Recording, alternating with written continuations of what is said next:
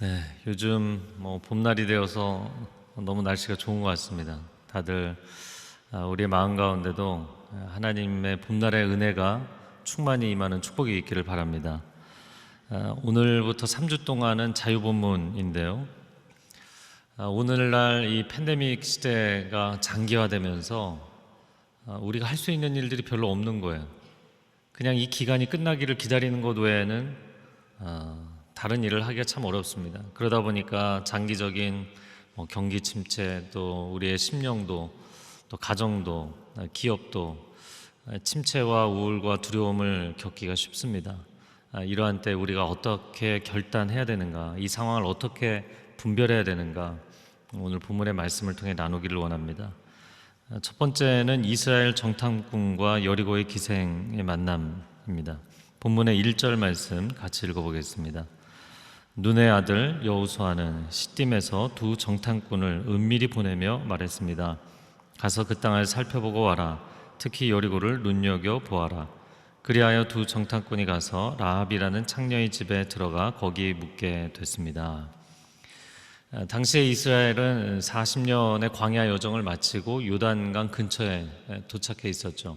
시딤에 주둔을 하고 있었는데 지리적인 것을 보면 요단강을 중심으로 해서 동편에 10km 떨어진 지점에 시딤이 있고 정반대 요단 서쪽 편에 8km 떨어진 지점에 여리고가 있습니다.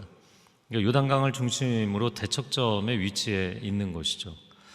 이제 여호수아와 이스라엘 백성들이 홍해를 건너면 첫 번째로 마주하게 되는 성읍이 여리고인 거예요. 근데 이 여리고가 너무나 강력하기 때문에 기적적으로 요단강을 도하한다 할지라도 여리고를 감당하지 못한다면 낭패가 되는 것이죠. 그래서 정탐꾼 2명을 은밀하게 보냈다라고 되어 있습니다.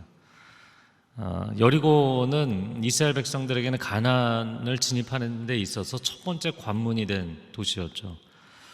이 여리고는 인류가 거주한 고고학적인 조사에 따르면 최고의 가장 오래된 성읍 중에 하나입니다. 남북의 문화권을 연결하는 이집트 문명과 메소포타미아 문명을 연결하는 요지에 있었고, 또 동서를 연결하는 아라비아 문명과 이 지중해권을 연결하는 아주 중요한 위치에 있었습니다. 그래서 여리고는 그대로부터 무역의 도시, 국제 상거래가 많은 무역 도시였죠. 또 건조한 광야지대에서 종려나무들이 줄지어 서 있는 여리고가 종려나무의 성읍이다, 이렇게 닉네임이 붙어 있잖아요. 오아시스를 끼고 있는 도시였기 때문에 무역 도시이자 휴양 도시, 오늘날까지도 여전히 그런 명성을 떨치고 있습니다. 게다가 방어 라인을 보면 가파른 경사지 위에 세워져 있는 그 여리고 주변에 석조 장애물을 3-4m 높이로 빼곡하게 세워두었기 때문에 난공불락, 3000년 동안 단 한 번도 무너지지 않은 난공불락이었습니다. 그래서 그 당시만 해도 여리고를 공략한다는 것은 자살행위와 같다라고 사람들이 보았던 것이죠. 자, 그런데 정탐꾼들이 그 여리고에서 어디로 들어갔는가? 창녀의 집에 들어갔다 되어 있어요. 개역 성경에는 이제 기생 라합의 집이라고 되어 있는데 왜 이곳으로 들어갔는가? 두 가지로 추정이 가능합니다. 워낙 이 도시가 이제 상인들과 나그네들이 많은 도시이기 때문에 이 숙소로, 여인숙으로 사용되는 곳이었으리라 추정이 됩니다. 두 번째는 성벽 위에 있었기 때문에 성 안을 조망하고 정탐하기가 좋았던 것이죠. 자, 그런데 문제가 바로 발생을 합니다. 일종의 첩보전이죠. 우리가 이제 스파이 영화 보면 많이 보게 되는 장면인데, 여호수아가 여리고의 첩보를 얻기 위해서 2명의 정탐꾼을 보냈잖아요. 그런데 여리고 사람들도 비상경계 근무를 서면서 금방 캐치를 한 거죠. 그래서 스파이가 들어왔다라는 정보를 입수해서 왕에게 보고를 한 거예요. 그랬더니 왕이 라합에게 사람들을 보내서 당장 끌어내라, 이 사람들은 정탐꾼이다 라고 이야기를 한 것이죠. 자, 그러면 라합이 어떻게 반응을 했는가? 4절과 5절 말씀 한번 같이 읽어보겠습니다. 그러나 그 여자는 그 2사람을 벌써 숨겨놓고는 말했습니다. 그렇습니다. 그 사람들이 내게 왔습니다만 그들이 어디에서 왔는지 몰랐습니다. 그리고 날이 어두워져 성문을 닫을 때 그 사람들은 집을 떠났습니다. 그들이 어느 방향으로 갔는지 난 모릅니다. 그러므로 어서 그들을 추격해 보십시오. 그러면 그들을 따라잡을 수 있을지도 모릅니다. 자, 라합의 대사를 보면 세 가지로 시리즈 거짓말을 했어요. 첫 번째는 어디서 온 사람들인지 몰랐다. 두 번째는 이미 성읍을 떠났다. 세 번째는 떠나지도 않았는데 추격하면 잡을 것이다, 이렇게 얘기했어요. 이 세 가지가 거짓말인 것을 아는 것은 이어지는 6절과 7절의 말씀에 나오기 때문이죠. 이스라엘 사람들인 거 알았어요. 그리고 성읍을 떠난 게 아니라 자기 집 지붕에 숨겨주었죠. 그러니까 추격을 해도 잡을 수가 없는 상황이었어요. 그런데 여리고 군사들을 다른 방향으로 돌리기 위한 것이었죠. 자, 그러면 이 본문에서 기생 라합의 거짓말을 우리가 어떻게 봐야 될 것인가? 이 크리스천들의 한 가지 굉장히 논쟁거리 중에 하나인데요. 선의의 거짓말이라는 게 존재할 수 있느냐라는 거예요. 거짓말은 무조건 다 나쁘다고 이야기를 해야 되느냐, 아니면 선의의 거짓말이 있다고 인정을 해줘야 되느냐. 신학자들도 본문에 대해서 의견이 팽팽하게 양진영으로 갈립니다. 근데 우리가 잘 아는 어거스틴이나 깔뱅 같은 경우도 라합이 거짓말을 한 것은 잘못이다, 그러나 좋은 의도였기 때문에 용서받을 만하다, 이렇게 해석을 했어요. 10계명의 제9계명이 위증하지 말라, 거짓말하지 말라입니다. 하나님은 진리의 아버지이시기 때문에 거짓말을 너무나 싫어하십니다. 우리가 거짓말을 합리화시키지 않도록 정말 각고의 노력을 해야 되는 것이죠.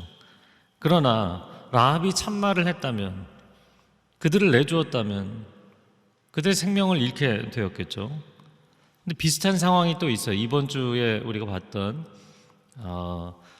출애굽기 1장을 보면 이집트의 바로가 히브리 남아가 태어나면 살해하라는 살해 명령을 내렸잖아요.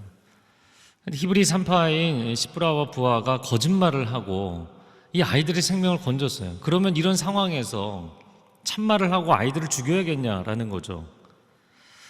2차 대전 때 나치가 유럽 전체를 휩쓸고 다니면서 유태인들을 어마어마하게 학살했어요. 근데 몇몇 양심이 있는 유럽 사람들이 그들을 숨겨주고 나치에게 거짓말을 하고 생명을 건졌습니다. 많은 분들이 1993년도 작품인 스필버그의 쉰들러 리스트를 보셨을 겁니다.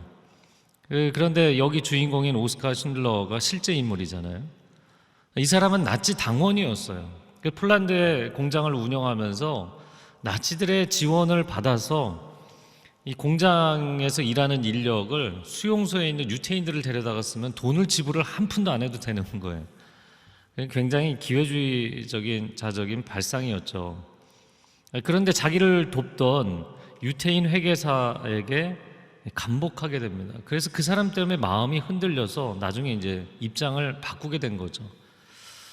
수많은 유태인들이 이제 고통당하는 것을 보고 말하자면 나치에게 속인 거예요. 속이고 수많은 유태인 수용자들을 자기 공장에 취직시켜서 그들이 아우슈비츠 수용소에 끌려가기 전에 무려 1200여 명의 유태인들을 살려냈어요. 여러분, 우리가 거짓말하는 거 극도로 주의를 해야 되는 게 맞습니다. 사탄은 거짓의 아비이고 인간은 거짓말에 굉장히 취약한 존재이기 때문이에요. 절대로 자기 자신을 과신해서는 안 됩니다. 하지만 거짓말에도 두 종류가 있다는 거예요. 표면적인 거짓말이 있고 내면적인 거짓말이 있어요. 정말 무서운 것은 표면적인 거짓말보다 내면적인 거짓말입니다. 이게 뭐냐면 이런 거예요. 누군가를 살려낼 수 있음에도 불구하고 나도 어쩔 수 없는 상황이었다, 이렇게 자기 합리화를 하는 거예요. 입으로는 참말을 하는데 내면적으로는 사실 거짓된 거예요. 노아의 세 아들 가운데 이 함이 아버지의 부끄러운 모습을 형제들한테 가서 얘기했잖아요. 팩트 그대로 얘기한 거였어요. 입으로는 참말을 한 것입니다. 그런데 내면의 동기가 옳지 않았죠. 이런 거예요.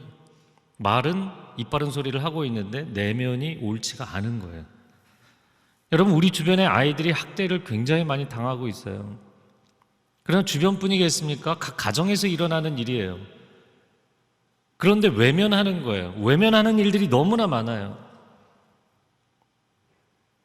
침묵하는 일들이 너무나 많아요. 우리 이웃들이 고난당하고 고통당하는데 내가 할 수 있는 일이 뭐가 있겠어? 그러고 그냥 외면하는 경우들이 많아요. 사랑의 반대말은 미움이 아니라 무관심이다 라는 것이죠. 우리는 선의의 거짓말도 조심해야 되지만 악의의 참말도 조심해야 되는 거예요. 어찌 보면 그걸 더 조심해야 됩니다. 이 거대 도시 문명 안에서 내가 무슨 일을 할 수 있겠습니까? 이 거대한 넘치는 악에 대해서 우리가 무슨 대안을 마련할 수 있겠습니까? 그러고 그냥 일찍 손을 놔버리는 거죠. 그런 관점에서 보면 라합이라는 여인이 이 대도시에서 하류의 인생을 살고 있는데 할 수 있는 게 뭐가 있겠어요? 이런 사람의 인생은 한마디로 이야기를 하자면 선택권이 없는 인생. 왜냐면 이렇게 사회가 전체가 짜여져서 이렇게 돌아가잖아요. 그러니까 이곳에서 자기 역할을 하지 않으면 안 되는, 그러나 자신은 뭔가를 선택하기 어려운, 운신의 폭이 좁은 그런 인생을 살고 있는 거죠. 밑바닥에서 생존을 위해서 살아가는 화려한 국제도시 여리고의 명성으로도 가려지지 않는 수치스러운 인생, 그런 직업 생활을 하고 있잖아요. 그러나 그것을 벗어나지 못하고 거기서 살아야 되는 사람이었어요. 그런데 참 놀라운 것은 그런 라합이 저도 어쩔 수 없죠, 이런 반응을 보이지 않았다는 거예요. 그렇게 시류에 떠밀려가는 삶을 선택하지 않았다는 거예요. 두려움의 선택과 믿음의 선택 가운데 과연 우리는 어떤 입장을 취할 것이냐. 라합뿐만 아니라 여리고의 왕과 여리고 백성들도 다 선택의 상황이었잖아요. 여리고 왕에게도 두 가지 선택이 있었던 것입니다. 적군이 몰려오면 왕의 입장에서 어떤 두 가지 선택이 있나요? 공격 아니면 수비인 거죠. 나가서 전면전으로 맞서 싸우든지 아니면 성을 방어하고 그냥 수성하든지. 그런데 나가서 맞서 싸우기에는 이미 이스라엘의 전적을 보니까 자신이 없는 거예요. 두려워요. 그러면 성을 지키고 있자니 이것도 두려운 거예요. 어차피 우리가 질 상황이라는 것을 그가 알고 있었던 것이죠. 그럼에도 불구하고 화친할 생각이 없었습니다. 여러분, 공격과 수비 외에는 다른 방법은 없느냐? 있잖아요. 평화 조약을 맺으면 되는 것이거든요. 그런데도 여리고 왕이 내린 선택은 두려움의 선택이었다는 것입니다. 사람이 두려움에 빠지면 참 어리석은 선택을 하는데 스스로 무덤을 파는 선택을 하게 돼 있어요. 두려움에 빠지면 일단 시야가 좁아집니다. 그리고 상황 판단 능력이 굉장히 저하돼요. 그리고는 아무것도 결정하지 못하고 가만히 있는 거예요. 가만히 있으면서 죽는 거예요. 우리가 처해 있는 이 상황이 굉장히 어렵고 모두가 전체적인 디프레션이잖아요. 그래서 이런 상황을 장기 침체, 스태그네이션이라고 경제학에서는 얘기하잖아요. 이게 단순히 이 단기간의 디프레션이 아니라는 거죠. 장기간 디프레션이 계속되는 거죠. 그러면 가정도, 육아도, 경제활동도, 기업도, 교회도 다 이 스태그네이션에 들어가는 겁니다. 자, 라합은 여리고라는 도시국가에서 맨 밑바닥 인생이었지만 제일 위에 있는 왕이 지금 두려움 가운데 상황 판단을 잘못하고 어리석은 행보를 하고 있다는 것을 알았어요. 자, 그렇다면 라합이 왕에게 왕이시여, 상황이 이런 거 안 보이십니까? 화친하시죠. 백기투항하시죠. 평화조약을 시도해 보시죠. 이렇게 설득할 수 있는 그런 위치조차 안 되잖아요. 자, 그러면 이제 그녀에게 남은 것은 나는 어떻게 할 것인가입니다. 자, 그라운드 전체가 무너질 상황이 됐어요. 시대 전체가 무너질 상황이 됐어요. 이 도시 전체가 무너질 상황이 됐다고요. 그런데 왕과 모든 여리고 백성들은 다 이미 결정한 바가 있어요. 두려움의 선택을 했어요. 그리고 가만히 있는 거예요. 그럼 나는 어떻게 선택할 것이냐.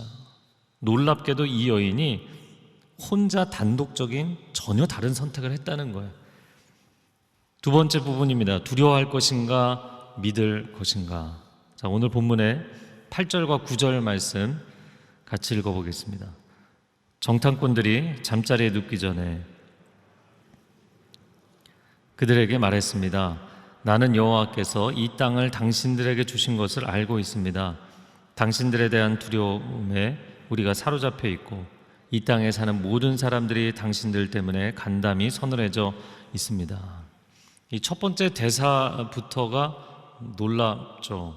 9절 말씀을 보면 두 개의 문장을 앞뒤를 바꾼다면 이런 거예요. 모든 사람은 두려움에 빠져 있지만 나는 알고 있다. 모두가 두려움에 빠져서 상황을 제대로 보지 못하고 있는데 나는 보고 있다는 거예요. 사실 라합은 두려움에 빠져 있는 게 아니었어요. 정확하게 상황 인식을 하고 본인은 살기를 선택한 상황이었기 때문에 혼자 그 상황을 보고 있었던 거예요. 사랑하는 성도 여러분, 이 시대 가운데 세상 모든 사람들이 절망하고 두려움에 빠질지라도 여러분은 하나님께서 이 시대 가운데 무엇을 말씀하고 계시는지, 무슨 일을 하고 계시는지 분명하게 알 수 있는 사람들이 되시기를 축복합니다. 시내 산에 여호와 하나님께서 강림하시니까 이스라엘 백성들도 다 두려워 떨었잖아요. 근데 모세 한 사람만 하나님이시다 분명하게 아는 거죠.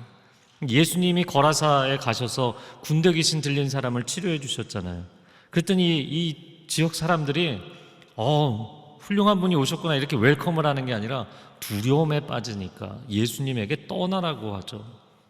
그러나 유일하게 단 한 사람, 치유받은 사람만 그분이 구원자시라는 것을 아는 거예요. 저를 한번 따라해보세요. 믿음은 아는 것입니다. 내가 안 믿어지는데 눈을 질끈 감고 그냥 발음을 세게 하면서 믿습니다, 밀어붙이는 게 믿음이 아닙니다. 여기에 생명이 있다라는 것을, 그게 진실이고 사실이라는 것을 알기 때문에 믿어지는 거예요. 이분이 정말 하나님이시구나, 이분이 역사를 이렇게 이끌어가고 계시는구나, 그게 보이는 거죠. 여리고성에 수많은 사람들이 있었고 라합처럼 하류 인생을 사는 사람들도 있었을 텐데 왜 유독 이 여인만 이 결단을 할 수 있었을까? 여러분이라면 그 상황에서 그 결단을 할 수 있겠는가? 한 두 가지 이유를 보겠는데, 첫 번째는 기득권이 있는 사람은 믿음을 선택하기가 굉장히 어려워요. 여러분의 분야에서 기득권을 갖고 계신 분들, 기득권을 포기하라는 게 아니라 그 기득권보다 하나님을 더 의지하시기 바랍니다. 부자 청년 관원에게 예수님이 너의 소유를 다 팔아서 가난한 사람들에게 나눠주고 나를 따르라, 제자로 콜링하셨어요. 그런데 그 부르심을 거절한 이유가 뭡니까? 가진 게 너무 많기 때문에 기득권을 포기하기가 어려웠어요. 그래서 예수님을 선택을 못한 겁니다. 사울 왕에게 여호와 하나님께서 그의 불순종을 여러 차례 경고하셨어요. 그럼에도 불구하고 그걸 받아들일 수 없었어요. 왕으로서의 기득권을 내려놓기가 어렵기 때문에. 그래서 내가 하나님보다 평상시에 의지하는 것이 강할수록 위기의 상황에서 여러분 하나님 선택하기 어렵습니다. 그래서 인생은 위기의 상황에 뭐를 선택하느냐가 좌우하는 게 아니고요, 평상시에 내가 어떤 선을 그리며 살아왔느냐가 중요한 거예요. 세상 사람들을 보면 가진 자나 가지지 못한 자나 다 두려움이 있습니다. 가지지 못한 사람들은 내가 갈망하는 것을 끝내 가지지 못할 것에 대한 두려움, 가진 사람들은 가진 것을 잃어버릴 것에 대한 두려움, 밑바닥에 살고 있는 사람들은 단 한 번도 내 인생이 비상하지 못할 것에 대한 두려움, 고공행진을 하는 사람들은 추락할 것에 대한 두려움. 그래서 젊은이들이 이제 사회생활 시작하면서 내가 저 위치에 오르면 참 좋겠다, 거기는 또 다른 차원의 두려움이 있는 거예요. 그러니까 가진 자나 가지지 못한 자나 높은 자나 낮은 자나 두려움 가운데 살기는 매한가지입니다. 하나님을 의지하지 않으면 이 두려움의 쓰나미는 사람의 영혼을 잠식시키고 삼켜버리는 것이죠. 자, 그 여리고성에 수많은 사람들이 있었는데 왜 그들은 이 판단을 못하고 구원받지 못했을까? 여러분, 이 사람들 가운데도 하류 인생을 살아는 사람들이 많았을 거 아니에요? 그럼에도 불구하고 참 인간이 거짓된 게요, 내가 가진 게 없어도 내 백그라운드 있잖아요, 내가 이런 훌륭한 도시에 살고 있다는 그 배경이 일종의 기득권 역할을 하는 거예요. 그래서 그걸 포기를 못하는 겁니다. 그걸 포기를 못해요. 내가 놓칠 수 없고 내려놓을 수 없는 것들 있죠. 애착과 자랑과 갈망이 강할수록 두려움은 정비례해서 커지게 돼 있어요. 내가 하나님보다 더 애착하고 있는 대상, 내가 하나님보다 더 자랑하는 것, 하나님보다 더 갈망하는 것, 그것이 평상시 여러분의 마음을 사로잡고 있다면 위기의 상황에서 여러분은 라합의 선택이 아니라 여리고 사람들의 선택을 하게 돼 있어요.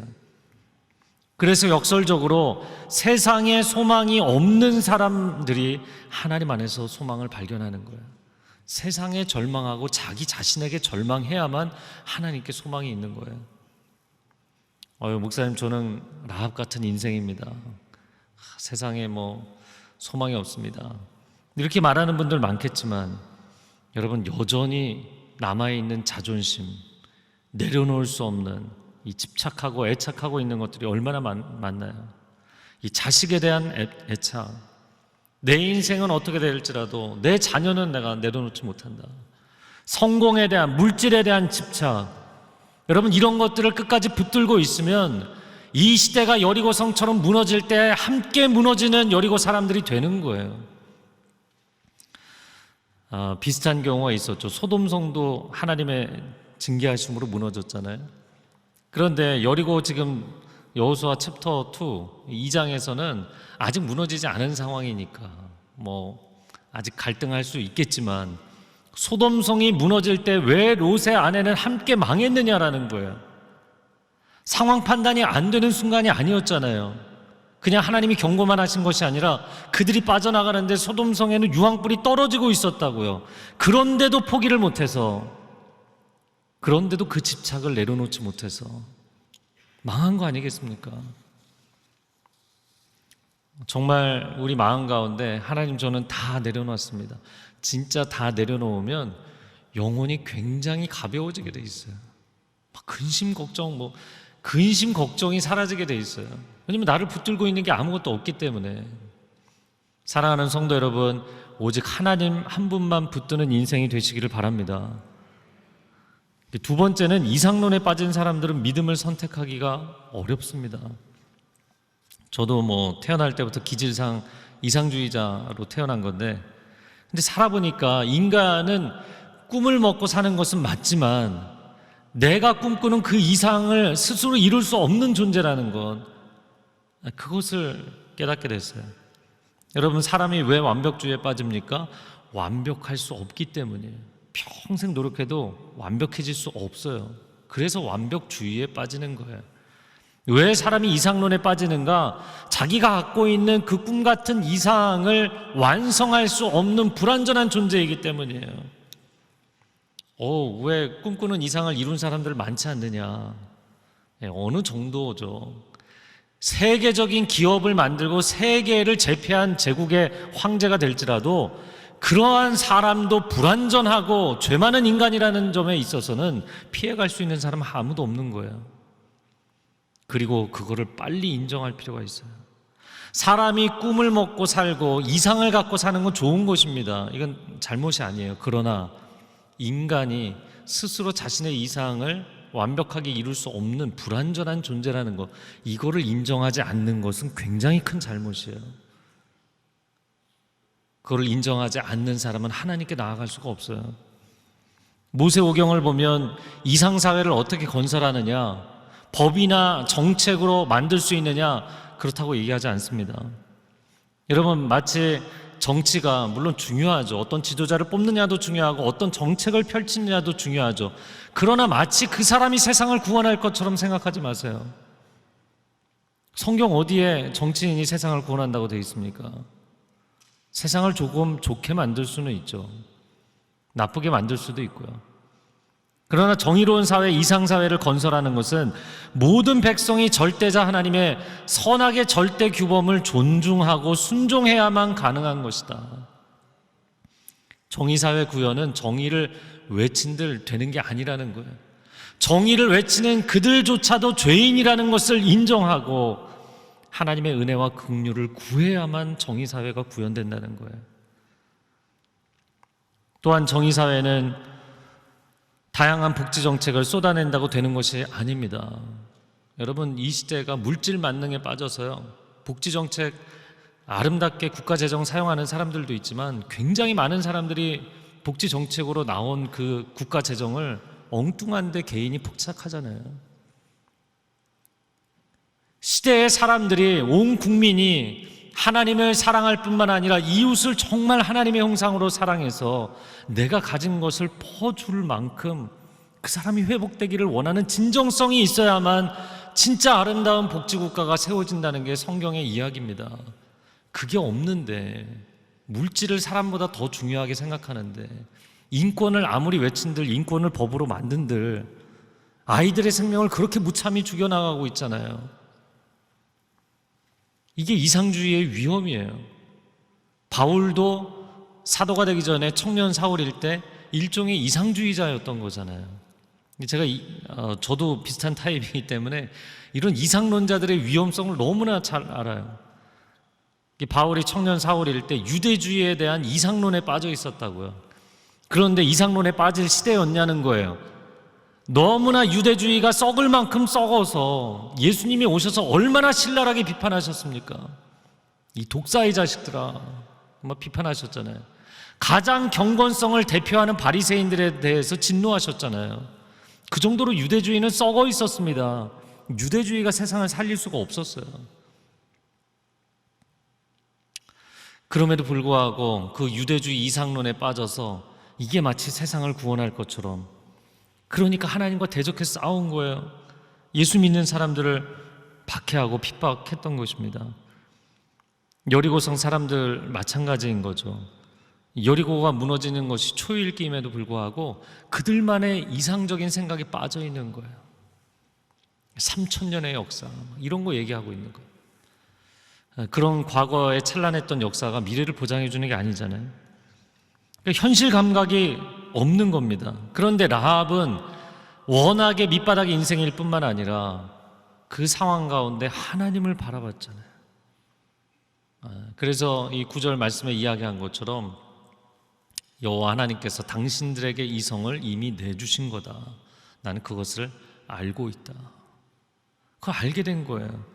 이 땅에 붙들고 있을 이상이 없기 때문에, 더 이상 이 땅에 소망이 없기 때문에 사실을 간파한 겁니다. 그래서 많은 사람들이 라합의 이 본문을 보면서 믿음이 훌륭해서라고 생각하는데, 저는 믿음이 훌륭해서라기보다는 현실 판단을 정확하게 한 거예요.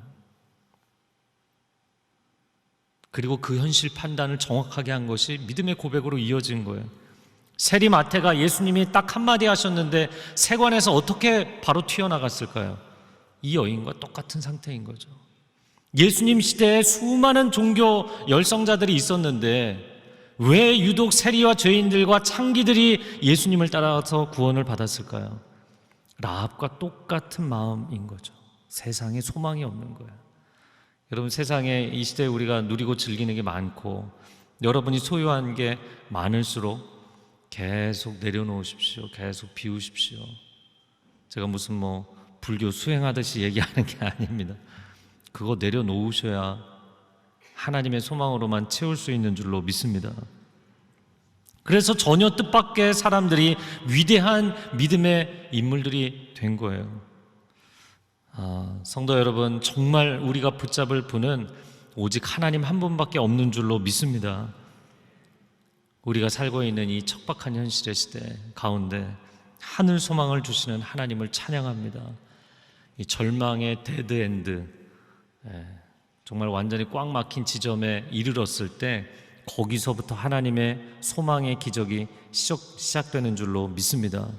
우리는 웅덩이에, 물 없는 웅덩이에 빠져 있는 것 같지만 하나님은 거기서 건져내실 뿐만 아니라 승리의 언덕에 우리를 세우실 것입니다. 그 하나님을 바라보시는 거예요. 자, 마지막 11절에서 13절 말씀 읽어보겠습니다. 시작.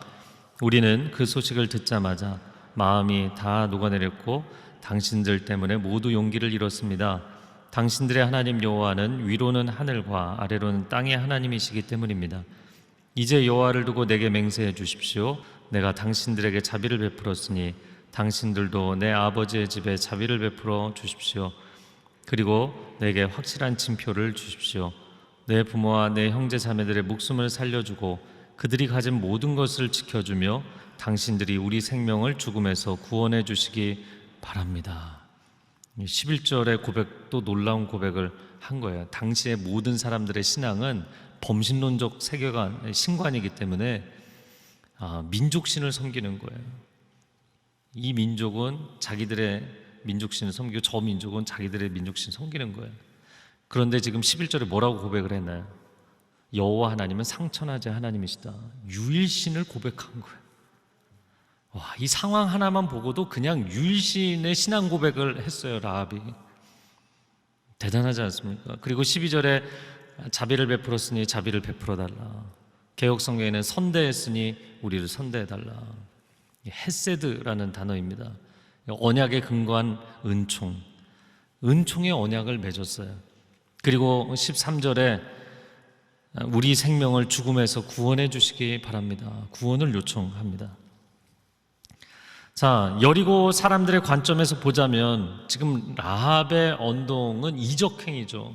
우리는 이스라엘 편에서 생각을 하니까 훌륭하다고 보는 거지만, 여러분, 여리고에서 나고 자라서 거기서 돈 벌고 거기서 가정을 이루고 사는 이 사람의 입장에서 여리고 사람들을 배신한다는 게 이게 쉬운 일일까요? 여리고인들의 옳고 그름의 관점에서 놓고 보면 어떻게 너가 우리를 배신할 수 있느냐, 이건 배신행위이고 이적행위이고 잘못된 행위를 하는 것이죠. 그래서 예레미야가 예루살렘 망한다고 이야기를 할 때 그렇게 배신자라고, 너가 애국적 발언을 해야지 어떻게 그런 발언을 하냐고 사람들에게 위협을 당했던 거잖아요. 라합도 마찬가지 상황인 것이죠. 그런데 여러분, 그라운드 전체가 무너지고 공동체와 시대 전체가 하나님의 진노의 징계를 받을 때는 여러분의 기준 자체가, 관점 자체가 달라져야 돼요.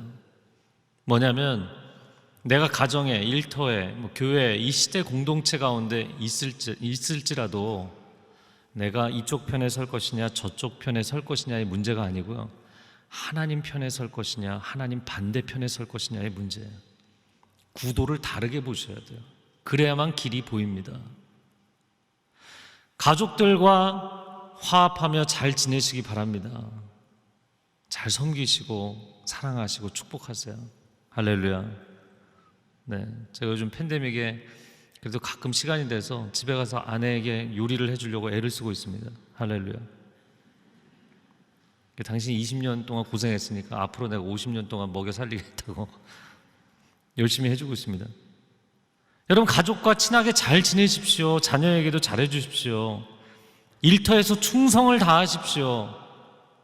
정말 이렇게 충성된 사람이 없다 얘기할 정도로 충성하십시오. 그러나 이 전체를 하나님이 징계하시고 진노하시는 상황이 되면 사람들 편에 설 것이냐 말 것이냐의 문제가 아니에요. 단독일지라도 여러분 혼자 하나님 편에 서는 결정을 하셔야 될 때가 있는 거예요. 다 아니라고 얘기해도 여러분 혼자 하나님 편에 서는 결정을 하셔야 됩니다. 팬데믹 기간에 사업도 어렵고 육아도 어렵고 정말 오늘 하루를 내가 어떻게 사나 이런 근심 걱정이 되는 분들 많잖아요. 그러나 우리가 여리고성 사람들처럼 그냥 손 놓고 두려움의 선택을 하겠는가? 사실 이건 선택도 아닙니다. 두려움에 빠지면 선택을 못해요. 결정장애가 순간 오게 돼 있고, 그리고 가만히 기다리는, 주저앉아 있는 선택을 하는 거예요. 그러니까 이거는 선택이 아닌 선택을 하는 거예요. 저와 여러분이 여리고 사람들의 선택이 아니라 라합과 같은 선택을 할 수 있기를 축복합니다. 라합은 그 마지막 순간에 구원자를 붙잡았어요. 여리고성이 이제 막 무너질 겁니다. 자, 우리가 어떤 건물에 있는데 평생을 산 아파트일 수도 있고 평생을 일한 일터일 수도 있고 빌딩 안에 있는데 불이 나기 시작했어요. 그러면 내가 여기에 계속 살았는데 계속 있어야 되느냐? 아니잖아요. 구조대원이 밀고 들어오면 그 사람 손잡고 나가야죠. 그래야 사는 거죠. 그때는 내가 살던 이 빌딩을 포기해야만 사는 것입니다. 만약에 라합이 여리고성 사람들하고 같은 관점을 가졌다면 이 정탐꾼들을 침입자로 해석했을 거예요. 근데 놀랍게 구조대원으로 해석했다는 거예요. 다른 모든 사람들은 침입자라고 해석했는데 유일하게 라합만 구조원이라고 해석했어요. 왜냐하면 전혀 뜻밖의 순간에 나타난 사람들이었지만 하나님이 보내신 사람들이기 때문에, 하나님이 쓰실 사람들이기 때문에, 하나님이 나를 구원하시려고 저 사람들을 보내셨구나, 이거를 알아봤다는 거예요. 놀랍죠? 이번 주에 모세 이야기를 우리가 큐티를 했습니다. 근데 그 요게벳의 결단이 저는 참 볼 때마다 너무 놀라워요. 요게벳의 노래에 보면 갈대 상자에 아이를 태워서 나일강에 하염없이 떠내려가는 이런 가사가 나오는데 삐 틀린 표현입니다. 여러분 그 본문을 정확하게 보시면 갈대 사이에 두었다 이렇게 돼 있어요. 당시에 어느 나라나 마찬가지지만 이집트는 어마어마한 강국이었거든요. 그리고 제18왕조는 이집트 고대 역사에서 가장 강력한 왕조였어요. 공주가 아무나 나오는 데서 목욕하는 줄 아십니까? 일반인들이 목욕하는 동네하고 공주가 나오는 스팟하고는 다른 거예요. 그런데 공주가 나올 타이밍에 공주가 나오는 그 자리에 아이를 갖다 놓은 거예요. 여러분, 우리가 요게벳의 상황이 되고 라합의 상황이 되면 자꾸 어리석은 생각을 합니다. 두 가지 선택밖에 없다고 생각하는 거예요. 남자아이를 낳았으니까 나일 강물에 버려서 죽이든지, 아니면 내가 난 버릴 수 없어 그러고 끌어안고 있어도 결국엔 걸리게 돼 있어요. 어떻게 안 걸리겠어요? 샅샅이 뒤지는데. 그러니까 나가서 싸우다 죽느냐 기다리다 죽느냐, 여리고도 똑같은 거잖아요. 근데 두 가지 선택만 있는 게 아닙니다. 하나님께 맡겨드리고 하나님만이 구원자이십니다, 이 고백으로 요게벳이 기도를 하니까 보인 거예요. 아무도 안 보인 길이 보인 거예요. 여러분, 이 나라에서 생사여탈권을 가지고 있는 거는 그 집안밖에 없잖아요. 그 사람들밖에 없잖아요. 딱 그 앞에 폭풍의 눈 한가운데 갖다 놓은 거예요. 하나님이 은혜를 베푸시면, 이 여인의 마음을 움직이시면, 이 여인이 우리에게 햇새들을 베풀면 우리가 살 수 있습니다. 여러분, 이 위기 상황, 어려운 상황에 이렇게 해도 어차피 망하고 저렇게 해도 어차피 망한다고 왜 그렇게 생각하십니까? 왜 우리에게는 선택이 없다고 생각하십니까? 두려움에 빠져 있기 때문이에요. 두려움의 선택을 하지 마세요. 믿음을 가진 사람은 광야에 길이 보이고 사막 한가운데 강줄기가 열릴 줄로 믿습니다. 길이 없는 곳에 길을 보여주시고 그 길을 선택할 수 있게 해주시는 놀라우신 하나님이십니다. 이 시간 기도합니다. 사랑하는 주님, 우리가 이 힘들고 어려운 팬데믹의 상황에 자녀들을 아름답게 양육하고 이끌어가는 것도 너무나 어렵고, 기업을 유지하고 이끌어가는 것도 너무나 어렵습니다. 길이 보이지 않습니다. 하나님, 어떻게 할 방법을 모르겠습니다. 부르짖는 사람들이 요게벳과 같이, 라합과 같이 믿음의 관점이 열리게 하여 주시고 사막 한가운데 길이 보이게 하여 주옵소서. 하나님의 생명의 구원의 역사를 체험하게 하여 주옵소서. 주여, 한번 외치고 기도합니다. 주여, 오 주님, 절망에 빠지지 않게 하여 주시고 두려움에 빠지지 않게 하여 주시고 밑바닥에 떨어졌다고 포기하지 않게 하여 주시고, 이 상황 가운데 새롭게 산길을 열어주시는, 피할 길을 열어주시는 하나님의 생명의 길을 볼 수 있게 하여 주옵소서. 우리가 절망에 빠져서 낙심하고 상황에 타협하지 않게 하여 주시고 인간적인 방법으로 그치지 않게 하여 주옵소서. 믿음의 사람들이 될지어다. 믿음의 안목이 열릴지어다. 믿음의 관점이 열릴지어다. 하나님, 우리의 생각과 관점을 열어주시어서 전혀 다른 인생의 길을 걸어갈 수 있게 하여 주옵소서. 생명의 길, 하나님이 열어주시는 놀라운 구원의 길을 갈 수 있게 하여 주시어서 우리와 우리 자녀들이 살 길을 얻게 하여 주시고 우리의 기업이 살 길을 얻게 하여 주시고, 이 어둠의 어려움의 시대 가운데 하나님의 구원을 체험하게 하여 주옵소서. 사랑하는 주님, 감사합니다. 내가 하나님 앞에 다 내려놓으면 하나님이 일으켜 세워주실 줄로 믿습니다. 하나님만이 구원자이십니다. 이 고백이 그냥 말뿐만인 고백이 아니라 진정한 고백이 될 때 하나님께서 우리에게도 라합의 구원, 모세의 구원을 체험하게 하실 줄로 믿습니다. 감사드리며 예수 그리스도의 이름으로 기도합니다. 아멘.